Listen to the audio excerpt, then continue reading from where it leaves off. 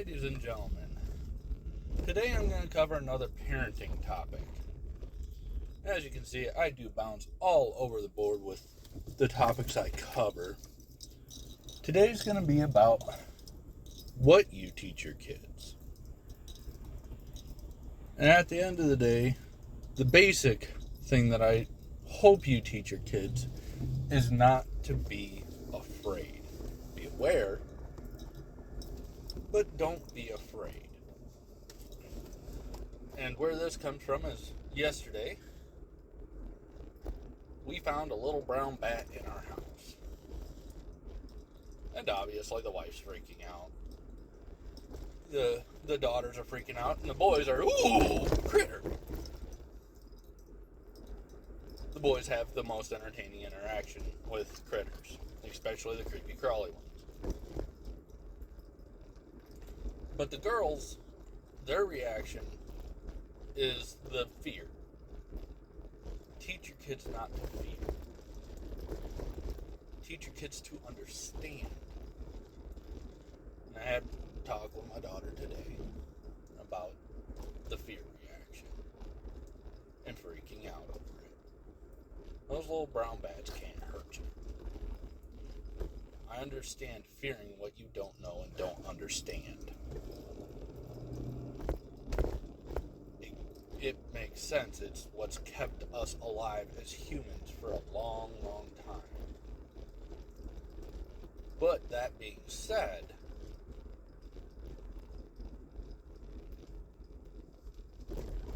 if we let that fear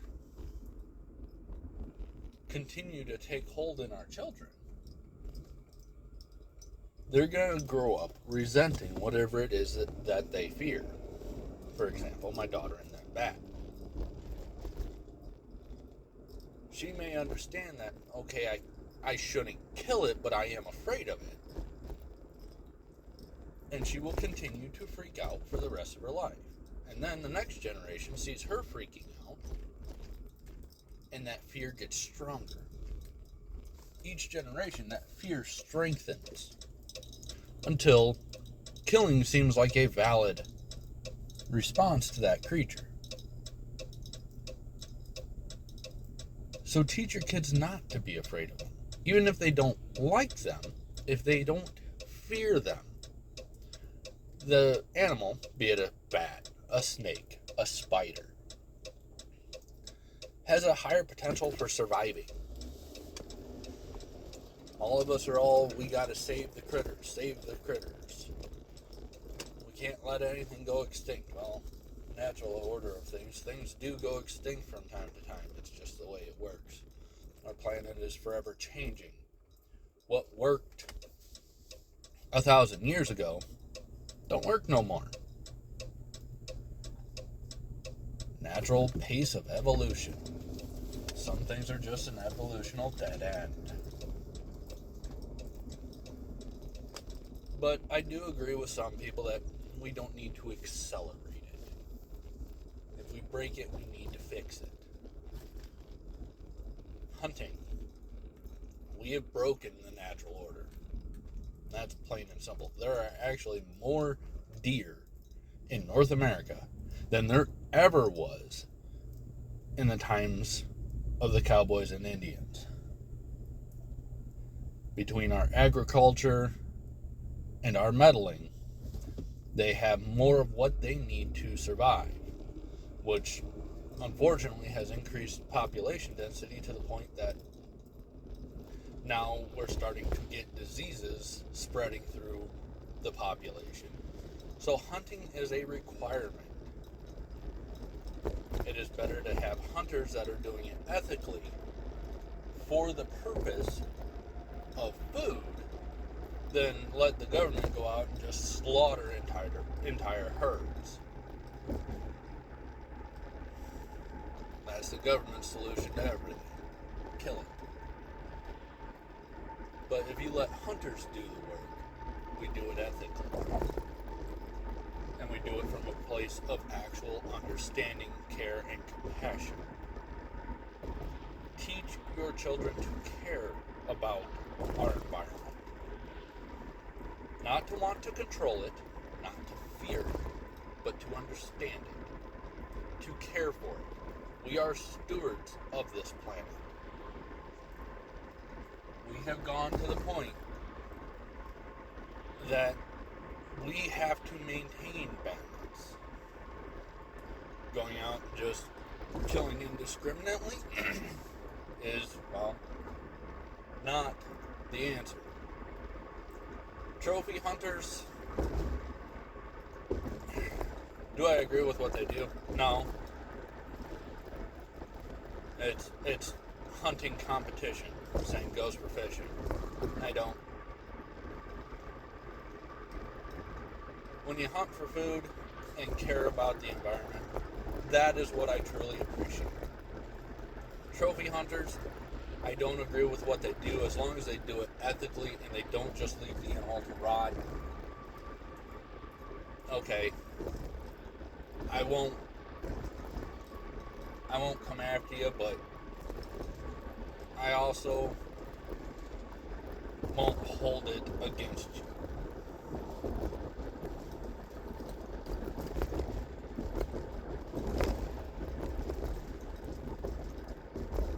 And I've obviously meandered on this one a wee bit. But back to the original point.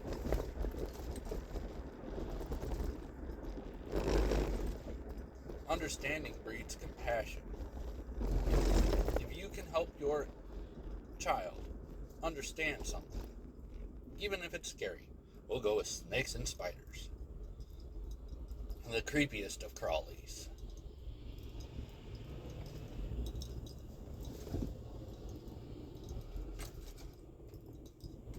My daughter, sorry, I'm in traffic. My daughter is afraid of the creepy and crawlies. All of them. She used to be absolutely petrified of snakes. She would legitimately run if there was one anywhere near. After learning enough teaching by me, she's now not overly fond of them, but she doesn't go running and she'll actually look at them. Same goes for my boys.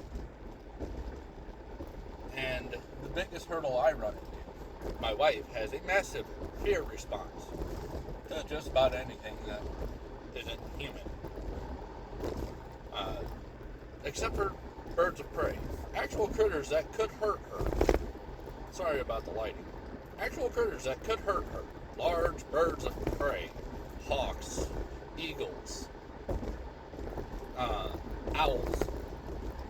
Not 1 ounce of fear in that woman when it comes to those. I don't understand it. That could actually hurt you. But a garter snake can't do squat to you. They'd even have a hard time drawing blood. Yet there are recorded events of hunters getting killed by an owl. It's usually an accident because, well, the owl thinks you're a critter or something. Most well-known incident, guy was wearing a coonskin cap out in the woods. An owl thought it found lunch. When it swooped down and grabbed the coonskin cap, the owl punctured the guy's skull with its talons. So, obviously, he took a forever nap at that point.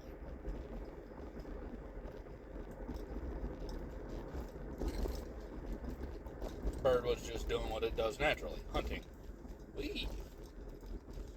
I have to hold my hand here when I'm driving in this direction. Cool.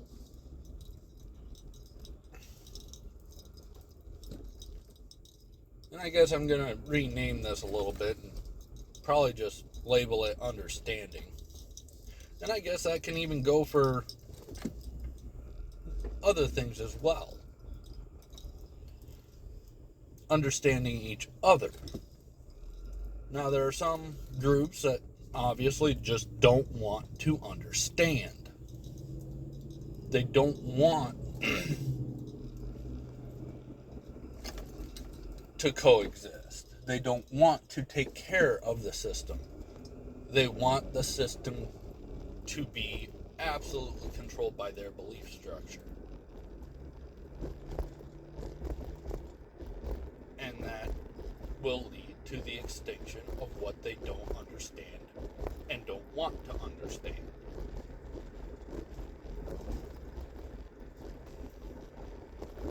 Amazing how well this actually fits into modern society. I did not plan this.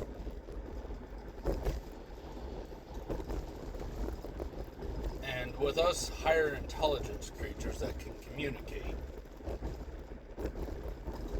so some of the primates, things of that nature, where you can communicate with them, that understanding is easier to reach.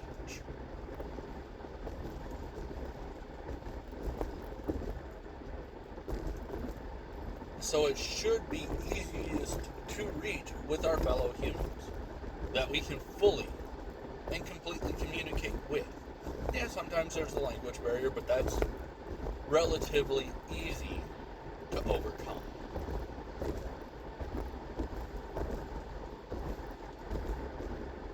So why is it we keep trying to tear each other apart? It's not through a lack of ability. It's a lack of desire. Those who don't want to understand the other side's perspective are the problem. And that comes from every side. If you don't want to understand them, you don't want to understand the way they view the world, you will never be able to communicate effectively with them. I have made it a mission in my life to understand all sides of the political view. Now, do I agree with a lot of it? No! And this one might get me canceled, but the Islamic belief structure, at its core, is hostile. Sharia law, which I have made a point of understanding because there's a lot of people asking for it, well, there are places that it's starting to be implemented. And now that I fully understand it, rather than just hearing it as a talking point, that scares the living daylights out of me, folks.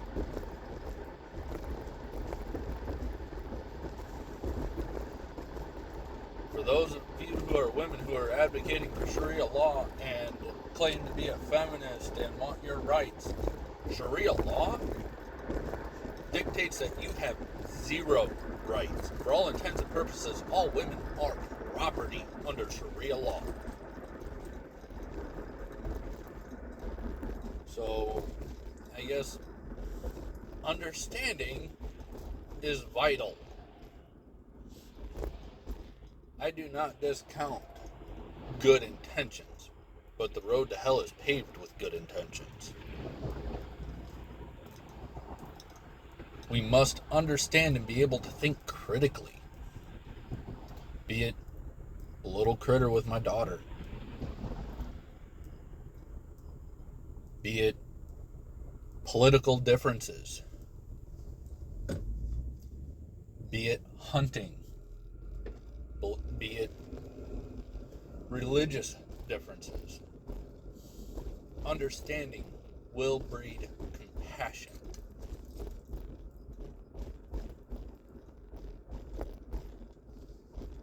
Do I have compassion for those of the Muslim faith? Yes, I do.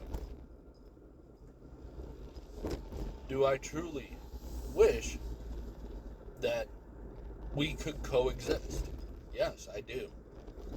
Do I see how that is possible based on the premise of their belief structure? No, I do not. The basics of their belief structure are hardline. You cannot tolerate anything outside of your belief structure based on their books. The Quran dictates that you kill your opposition or you enslave your opposition. that is not something we should tolerate. We can understand it, we can be compassionate toward it, but in our society, we cannot tolerate it. If you want to practice the Muslim faith while living in our society, you have to forego those sections of your faith in order to be a part of our society.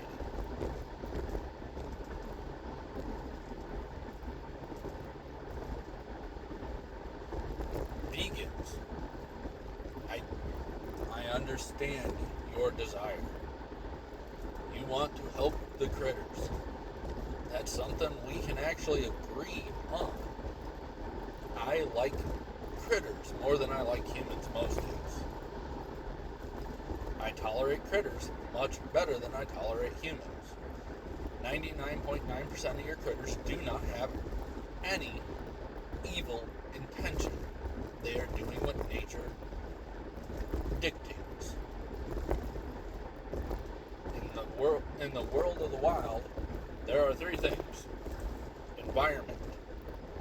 It's just something around you. Food. It's something to eat. Threat.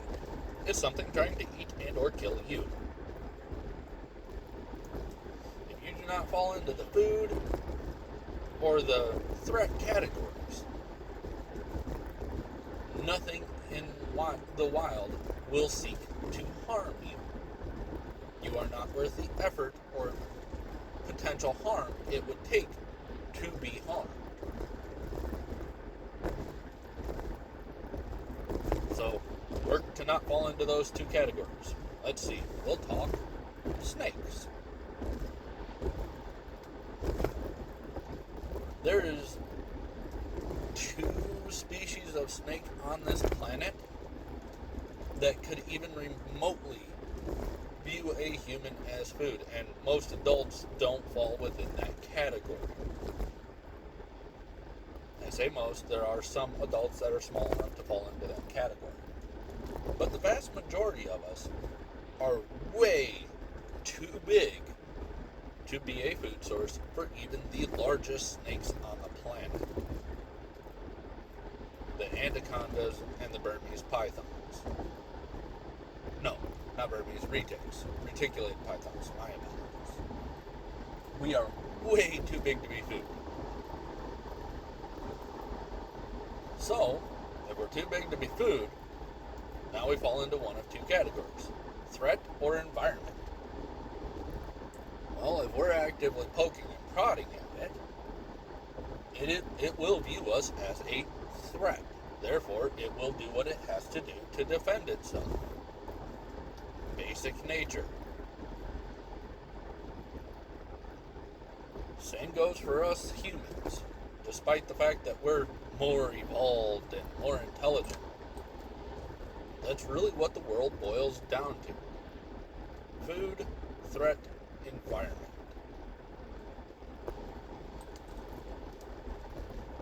Is it food? Okay, what do I have to do to consume it? Plants. Those are easy. Living, breathing animals. Okay, now you run into a little bit of a moral thing, because you're having to take a life, which could be argued that you're taking the life of a plant if you're eating it, but that's getting pretty into the weeds. I'm going to be very into the weeds on this video. This is going to be a long one.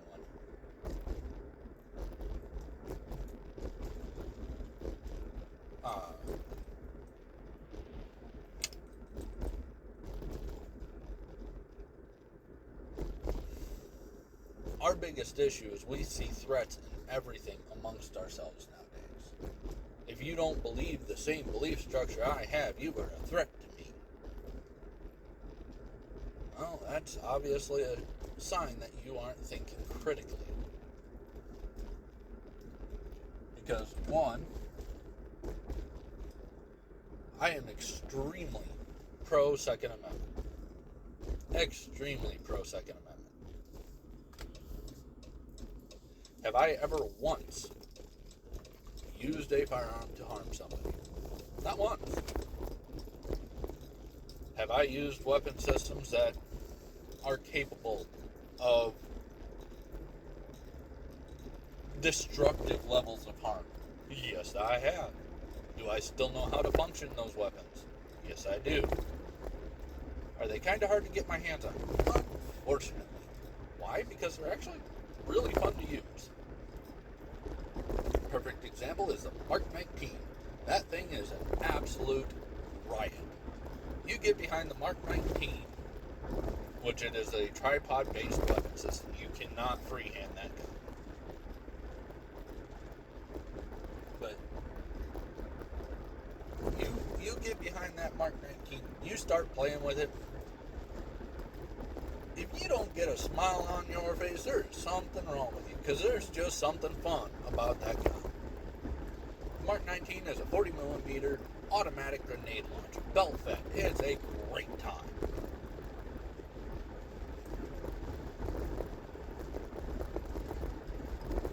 So, would I ever use it to hurt somebody? Not unless I absolutely had to.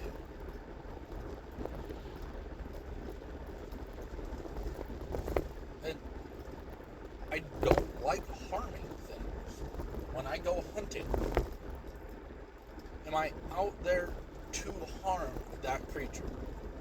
No. I'm out there to put meat on my table. So I make a very concerted effort to make that death as quick and painless as humanly possible. So let's go through what that would look like. Well, headshots are the cleanest death there is. But on a deer, you have a headshot area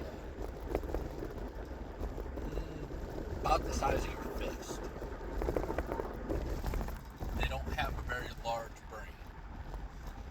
So you miss, say you're off by 3 inches to the front of the animal. Well, now you're putting that round through the sinus cavity.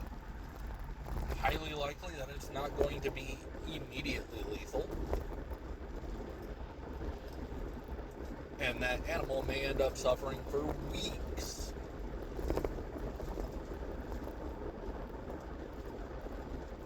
If you place a bad shot. Now, within 100 yards, am I going to be off by 3 inches? Nope. But, okay, I've got my shot lined up, everything's perfect, da-da-da, awesome. I go to pull that trigger and that animal moves in a way I didn't calculate. Something completely outside of my control. Now that animal suffers. Okay, so maybe the head isn't the best option. Seems like the head, there's a margin of error that's too wide for my liking. Okay?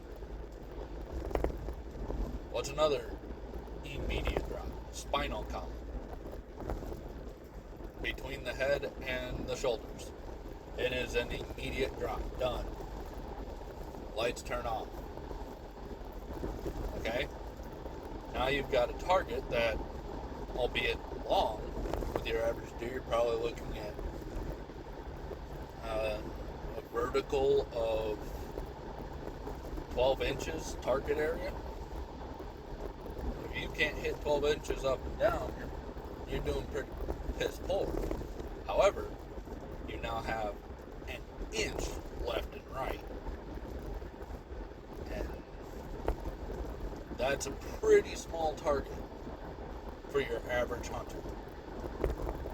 I would consider myself an above average shooter. And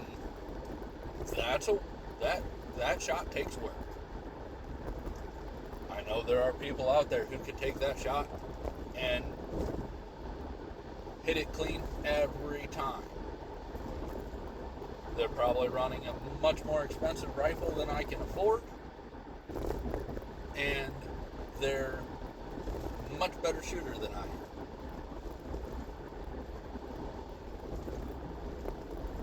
They don't even take that shot. because there are too many circumstances outside of their control to make that worthwhile. Okay? Next target area. Heart and lungs.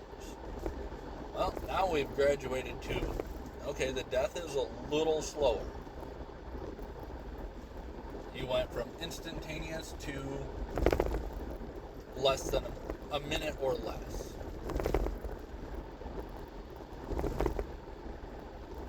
That is still a really quick death compared to some of the ways that humans used to kill.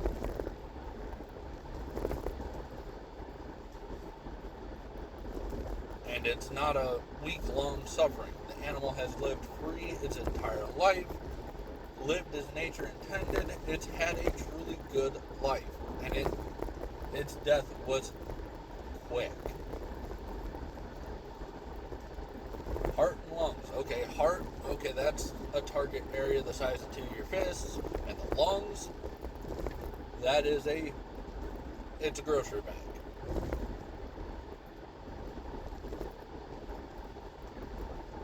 As long as you're using a caliber weapon capable of dumping the energy it needs to into that target, that animal is going to die very quickly, really painlessly, and be relatively easy to find. And the chances of that animal having an extended period of suffering are negligible at best. Because the amount of damage you're going to do is going to be so catastrophic that the chances of dying to infection or something of that nature, which is a miserable long death, are not going to happen. That is why most hunters will not aim for the head. They will aim for the vital organs. That is why law enforcement, when they aim for the torso, it is the largest area with the lowest potential for unintended consequences.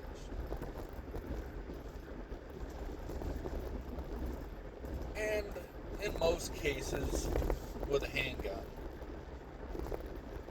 a shot to the thoracic cavity is actually somewhat survivable if medical attention is reached in time.